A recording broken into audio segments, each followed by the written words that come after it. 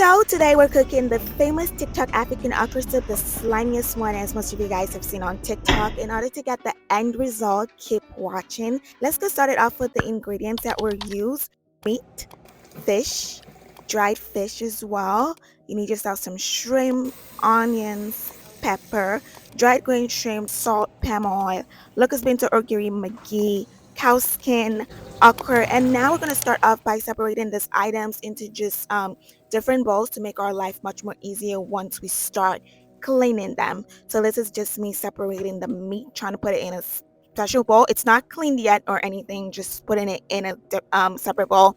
The fish as well, I'm trying to put the fish into a different bowl. I guess you guys are starting to get the routine, like put your stuff into different bowls so then once you start cleaning it makes your life easier. Once you get your items into a separate bowl, it makes life much more easier and makes the job get done much more effective. So cut your fish into the proportion you would like it to be before you also start cooking. Just try to get your items as ready as you can. If you're in an African household, you already know this, we do not like fat in our meats. I like to use scissors because I find it to be much more effective in getting the fat out and also cutting your meat into the proportion you would like it to be, but you can use any tool that works best for you. So once we get our meat proportionalized the size we would like it to be, take out the fat, we're ready to clean it up. So as you guys can see, the meat is proportionalized to the size I personally wanted it to be, because this is basically based on the size you would like yours as well to be. Now we're going to start off by cleaning it.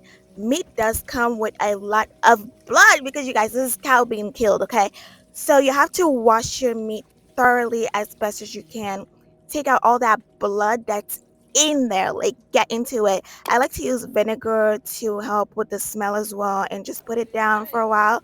Now I'm taking out the shells from the shrimp as well. I'm using shrimp today because of the flavor it gives the soup, but this is just additional item. It's not a must to use. You can still not use shrimp and get the perfect result. Once our shrimp is all cleaned up, the shell is all taken out, I like to really go in with every seafood I use and just wash it thoroughly, like really wash it thoroughly to just get all that like shell out. Clean it up as best as you can. And now I'm putting it into a smaller bowl because I don't like for like big bowls to take up all the space in the kitchen when I could literally just use a smaller bowl and have a lot of space around me to work on. I'm going to start off by plucking out this dry fish as well just to get it ready, and it's all plucked out as you guys can see. Now we have all our items ready to go, all cleaned up, all cut to the proportion we would like it to be. We're starting off with the onions by washing it, and now cutting it into the size we would like, and we could also blend it to make it as smaller as you can. I do know some people don't like to see onions in their soup as well. And now we start off with the meat by putting garlic, lime. This is all to help out with the smell. Wash out the cow skin. This cow skin was already cooked last night, so no need to boil it anymore. But we're just trying to, like, wash it out, get it all into a separate bowl. This is how the meat should look like once it's done cooking, and this is the cow skin. Like I said, it was boiled last night, and this is how it's supposed to look like. The meat is done cooking, and that's the texture it's supposed to look like, as well as the cow skin once you get it to be boiled. I'm just showing you guys different angles of the meat being done. We're gonna start off cooking now, so we're putting water into the pot, cover it up, let it boil for a few minutes. Now we're gonna put the onions to let it boil, let it cook for a while. And so as soon as we put the onions in, cover your pot. Start off by cleaning your pepper, wash it up, blend it. I love blending. I think blending is super easy. Locust beans, which we like to call in our local language orgiri. I'm using 3 today. So currently we have onions and locust beans inside the pot. We're gonna cover it up, let it cook for a while. A little pro tip about the dry fish: make sure it's one of the few last things you put into your pot if you really want to see your fish when you're eating. This is a palm oil today that we're using. The pepper, now we're putting the pepper in. We're also putting our meat and our cow skin inside the pot. We're gonna let that boil for a while because these are items that takes much time to cook. This is green dried shrimp. I really love it. It makes your okra soup taste 10 times better. And now we're starting off by mixing. Okra soup needs a lot of mixing. Now it's now time to pour the palm oil, or some would like to call it the red oil. This is just to get the color you would like. Okra soup comes with red oil version or the plain one, but in today's video we're cooking it the red oil version style. We're gonna start off by blending some portion of the okra. This gives it the sliminess it needs to let it draw. So we're gonna take a couple of spoons, put it in our blender, let it blend, because this makes your okra draw, and this is what we want to see in our okra soup, the sliminess of it. Once you're done blending your okra soup, this is the texture, the consistency you would like to see your okra in, and I'm just showing you guys from different angle how you would like to see it once it's blended. Now we'll point it into the pot, and as you guys can see, once it starts to get mixed, you guys will start to see the sliminess. You start to see how dry your okra is, and this is what you want your okra soup to look like.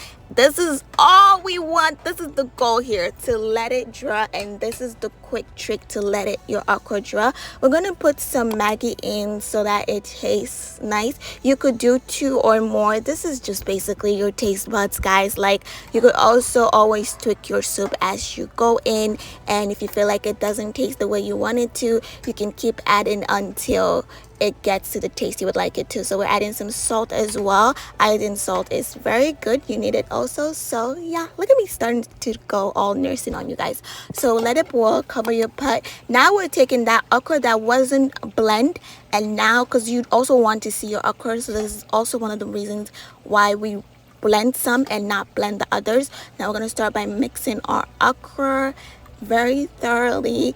Put our fish in. Like I said, you don't want your dry fish to get into the pot as soon as you start cooking, because this is what makes you not to see your fish. But if you really want to see your fish, you would put it later on. Add in some pepper. Like I said, along the way you can always add more ingredient. You know, everyone's taste bud is different, so keep adding until I like to go in with my shrimp at this point. These are all the things that I don't want to get smashed up, so I'll put them in at this point because it's already about to be done cooking. So I like to add stuff now at this point and give it some time. So once I mix it, let it mix for a couple of while. As you guys can see, the sliminess, it looks so tasty. Now we're gonna add our fresh fish. Fresh fish, it always gives your soup the taste you want. I really love to put it in my soup. Now it's all done, and we're just gonna dish it out for now. And then once we're done dishing out the okra soup, this is not the end. We'll start off by cooking our fufu, but we're gonna start off by just trying to dish out our okra soup. As you guys can see, the sliminess, like it's dripping. We're gonna start out today with the plantain fufu. I like it because it's pretty much healthier, I think, than the cassava. So put it in a bowl. This is also a quick trick. You know, here time is always money, so you always want to make sure you know all the shortcuts to getting the stuff done. So I like to put it in a bowl, put water. You need a lot of water because you're gonna mix, so you need water to dilute the flour. I like to put lime just to give it that like little sour taste, but not so sour. I like to put a little salt, or like a garlic salt as well in it. Then I will start by like mixing. It needs a lot of mixing, okay? You have to mix because this is the only time you get to mix it the way you would like to. So the goal here is to dilute the fufu, make it as smooth as you can. So right now it's mixed, but it's still thick and not the consistency I would like it to be. So I'm pouring some water, I'm mixing some more, like really mixing like my life depends on it. I don't have energy, you guys, but I mixed a lot, I swear. And now we get the consistency we would like, and we're gonna put it inside the microwave. So once you put it inside the microwave, give it about 8 to 10 minutes to cook. I like to then wash my dishes, like try to clean up the area. Now we have our okra soup here, our delicious slimiest okra soup. like I said, you get to see all your creatures. So this is why when it comes to like the fish and other stuff, try to put it at the end so it still have time to cook, but it's not smashed up. And this is your okra soup. If you like today's video, do not forget to like, comment, and subscribe. We're starting off an episode called Ayesatu's Kitchen, okay? And this is episode 1, and there are much more African dishes to come. So make sure you like, comment down below your favorite African dish. Who knows, you might see it. You might see me cook it the next time. I love you guys so much. I hope to see y'all in my next video. Enjoy all angles of my beautiful okra soup. Bye guys.